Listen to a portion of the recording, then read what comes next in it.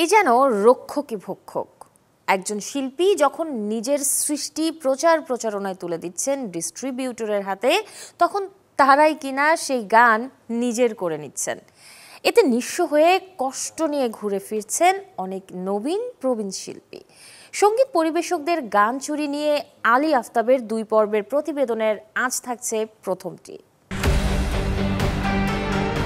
18 বছরের তরুণ সাদিকুল মাসদুক গানের প্রতি ভালো লাগা আর ভালোবাসায় খুলতে চেয়েছিলেন অনলাইন মিউজিক ডিস্ট্রিবিউটর প্রতিষ্ঠান, কিন্তু আরেক অনলাইন অডিও ডিস্ট্রিবিউটর প্রতিষ্ঠান এএনএস এর চক্করে পড়ে শুরুতেই খেলেন ধাক্কা। প্রথমে সংঘবদ্ধ এই চক্রটি অধিক মুনাফার লোভ দেখিয়ে শিল্পীদের কাছ থেকে হাতিয়ে নেন গান, পরে নানা গোপন নথির ফাঁদে ফেলে করেন জিম্মি, যার চরম ভুক্তভোগী এই তরুণ। প্রথমে হচ্ছে 3 মাস পর থেকে সাধারণত ডিস্ট্রিবিউশনে রেভিনিউ দেওয়া শুরু হয় আর কি, ডিস্ট্রিবিউটর পাঠানো শুরু করে। সো প্রথমে যে বিষয়টা ফেস করছি যে যখন তারা উইথড্র দিত আমাদেরকে, সো ব্যাংক এক্সচেঞ্জ রেট অনুযায়ী তারা আমাদেরকে রেভিনিউ দিত না। হ্যাঁ, সো এর পরবর্তী সময়ে ওদের সাথে একটা কপিরাইট নিয়ে সমস্যা হয়। মানে প্রথম অবস্থাতে আমাদের একজন আর্টিস্টের একটা ইনস্ট্রুমেন্টালের সাথে বা ইন্ডিয়ান একটা কোম্পানির গানের কিছুটা মিল থাকার কারণে কনফ্লিক্ট হয়। হ্যাঁ, সো কনফ্লিক্ট থাকার কারণে সেখান থেকে কপিরাইট স্ট্রাইক আসে। সো এটা আমরা আসলে কমিউনিকেট করে ফিক্স করি। সো স্ট্রাইকটা আসছিল হচ্ছে নভেম্বরের 22 তারিখে, কিন্তু ফেব্রুয়ারির দিকে এসে তাদের সাথে তাদের সার্ভিস রেপুটেশন খুবই খারাপ হয়ে যায়। সাপোর্টিং টাইম হচ্ছে মানে 3-4 দিন লেগে যেত, এরপরেও সাপোর্ট প্রপারলি দিতে পারতেছিল না। এছাড়া তারা নতুন টার্মস চালু করে যে মানে কোনো গান টেকডাউন করতে হলে $25 করে ফিস দিতে হবে, যেটা আমার দেখা অবধি এখনও কোনো কোম্পানিতে আসলে এরকম হাই লেভেল ফিস নেয় না বা টেকডাউনে কোনো প্রকার ফি নেয় না।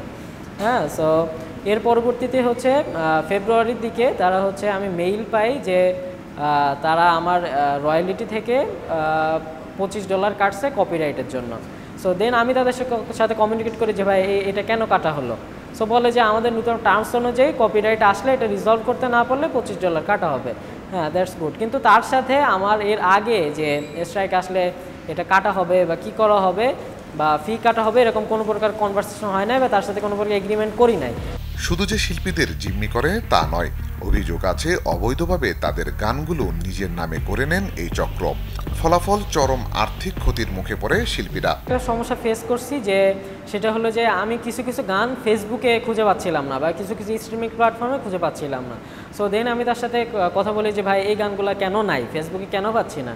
সো দেন সে বলে যে ভাই এই গানটাতে কনফ্লিক্ট আসছিল, সো কনফ্লিক্ট আসার কারণে গানটা টেকডাউন হয়ে গেছে। তো কনফ্লিক্ট আসলে আপনি যদি অ্যাকসেপ্ট করেন তাহলে তো গান টেকডাউন হবে না, যে আমি এই গানের মানে আমার গানের রাইটস আছে, কনফ্লিক্ট যদি আপনি অ্যাকসেপ্ট না করেন। দেন আমি বলছি যে তাহলে কি আপনি কি ডিসএগ্রি করছেন? সো কিছু বলে না, সে হাসে। তার মানে সে ডিসএগ্রি করছে, দেন গানটা টেকডাউন হয়ে গেছে। সো এর কিছুদিন পরে আমি তার কিছু প্রোফাইল খেয়াল করি যে সে তার পার্সোনাল প্রোফাইলে গানগুলো ডিস্ট্রিবিউট করছে তার নাম দিয়ে। যেই প্ল্যাটফর্মগুলোতে আমার গান লাইভ নাই সেই প্ল্যাটফর্মগুলোতে সে ডিস্ট্রিবিউট করে রেভিনিউ কালেক্ট করতেছে। সো মূলত এইগুলো তারা যখন মানে কখন করে, এইগুলো করে যখন একটা গান থেকে হাই লেভেল রেভিনিউ আসা শুরু হয়, তখনই তারা এই সমস্ত মানে ম্যানিপুলেশনগুলো করে। হ্যাঁ, সো মূলত তারা হচ্ছে অন্য একটা ডিস্ট্রিবিউটারে এই গানটা উঠায়, ডিস্ট্রিবিউট করে দেন তারা কনফ্লিক্ট পাঠায়। কারণ যে ডিস্ট্রিবিউটার আছে, অর্থাৎ আমি বিলিভ ইউজ করতেছিলাম, বিলিভে তারা কনফ্লিক্ট পাঠায়। দেন তারা কনফ্লিক্টটা ডিসএগ্রি করে দেয়, মেটা থেকে পাঠায়। দেন মেটা থেকে টেকডাউন হয়ে গেলে তারা নতুনভাবে এটা ডিস্ট্রিবিউট করে দেয় আর কি। হ্যাঁ, সাদিকুল মাসদুকের অভিযোগের ভিত্তিতে চ্যানেল 24 এর সাথে মৌখিকভাবে কথা বললেও ক্যামেরায় কথা বলতে রাজি হননি এএনএস মিউজিকের সিইও আতিকুর রহমান হিমেল। সব মিলে আমার তো হচ্ছে মিনিমাম $15 লক্ষ লস। এছাড়া 2 মাস ধরে হচ্ছে আমার গানগুলো টোটালি স্টোর থেকে টেকডাউন। তারা কোনো প্রকার আমাদেরকে নোটিস করা ছাড়া বা হচ্ছে কোনো প্রকার কমিউনিকেট ছাড়াই তারা হুট করে আমাদেরকে ওয়ার্নিং দিয়ে যে আপনার গান এত তারিখের ভিতরে গান সব টেকডাউন হয়ে যাবে, ট্রান্সফার করে ফেলেন। সো 1 সপ্তাহের ভিতরে আসলে এতগুলোটা গান ট্রান্সফার করা কখনোই সম্ভব না। শিল্পীদের গান নিয়ে অনলাইন ডিস্ট্রিবিউটরদের এমন প্রতারণার বিষয়ে কথা বলেন সঙ্গীত শিল্পী, কপিরাইট ও মাল্টিমিডিয়া বিশেষজ্ঞ ফাহিম ফয়সাল। শিল্পী তার কাজ হলো গান গাওয়া। একজন গীতিকার গান লেখেন এবং সুরকার গানের সুর করেন, তাহলে এখানে এবং একজন ডিস্ট্রিবিউটর যদি আমি বলি অথবা লেবেল অথবা পাবলিশার যদি বলি, তারা কমার্শিয়ালি বিষয়টাকে গানটাকে বাজারজাত করে। তো প্রশ্নটা হলো যে তাহলে শিল্পীরা যে গানটি আপনি যেটা জানতে চাইলেন যে সারা ওয়ার্ল্ড ওয়াইড তার গানটি সে প্রচার হবে, প্রমোশন হবে, এই জন্য শিল্পীরা উন্মুখ থাকে। যখন থাকে তখন আমাদের বাংলাদেশের শিল্পীরা ম্যাক্সিমাম ক্ষেত্রে যে ভুলটা করে, যারা নিউ কামার, নতুন যারা, তারা কোনো চুক্তি করে না।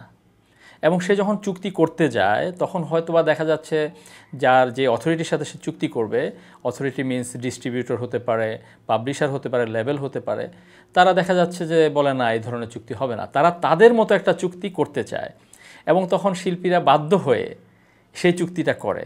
তো সেইখানে যা লেখা থাকে তাই সে চুক্তি করে। এখন প্রশ্ন হলো যে চুক্তি এই ধরনের করতে পারে কি না।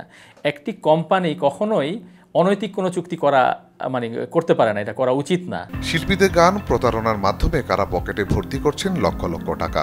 কাদের প্রতারণার শুরুতে শেষ হচ্ছে সাদেকুল মাসদুদের মতো তরুণ উদ্যোক্তাদের স্বপ্ন, সে কথাই জানাবো আগামী পর্বে। আলী আফতাব, চ্যানেল 24, ঢাকা।